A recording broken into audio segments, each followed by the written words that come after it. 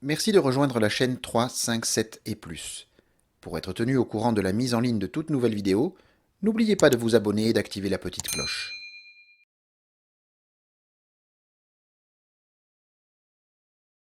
De temps en temps, il m'arrive d'être interrogé sur les réseaux sociaux pour savoir si tel ou tel personnage public est ou a été franc-maçon, Non mais allô quoi. comme si le fait de l'être moi-même était nécessairement la garantie d'une information fiable. Lorsque le personnage public est décédé et que son appartenance est de notoriété publique, soit que sa famille l'ait confirmé ou que d'autres se soient sentis obligés de la révéler, ça ne me gêne pas de le dire à mon tour. Il en va différemment si je connais l'appartenance maçonnique d'un personnage public décédé, mais que cette information n'a pas été divulguée. A priori, il n'y a rien de gênant puisque la personne est morte. Sauf que je ne me sens pas autorisé à le faire. Je considère en effet que c'est du ressort de ses proches, s'ils l'estiment utile. Bien entendu, cette discrétion est de mise à l'égard d'un franc-maçon en vie, qu'il soit connu ou non d'ailleurs. Autrement dit, si chacun est libre de révéler son appartenance, nul n'a le droit en revanche de divulguer celle de son prochain, parce qu'elle fait partie de son intimité, de sa vie privée.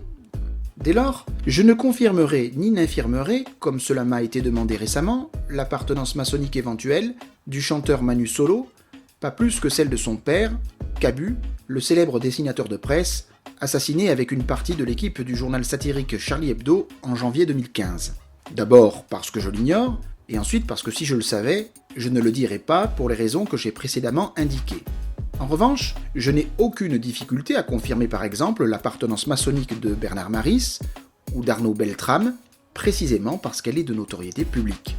De façon plus générale, quand on me demande si tel ou tel est franc-maçon, je repense souvent à la formule de Georges Frêche, l'ancien maire de Montpellier.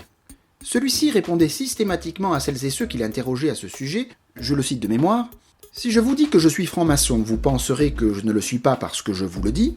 Si je vous réponds que je ne suis pas franc-maçon, vous penserez alors que je le suis parce que je le nie. Je vous laisse donc le soin de choisir. » En d'autres termes, ce que Georges Frêche voulait dire avec son habileté et sa verve coutumière, c'est que la franc-maçonnerie charrie de tels fantasmes qu'au fond, la réponse que vous pouvez apporter compte moins que la question posée. Pour le dire encore autrement, beaucoup de curieux présumeront l'insincérité de la réponse qui leur sera faite. Autant alors qu'ils en tirent leurs propres conclusions.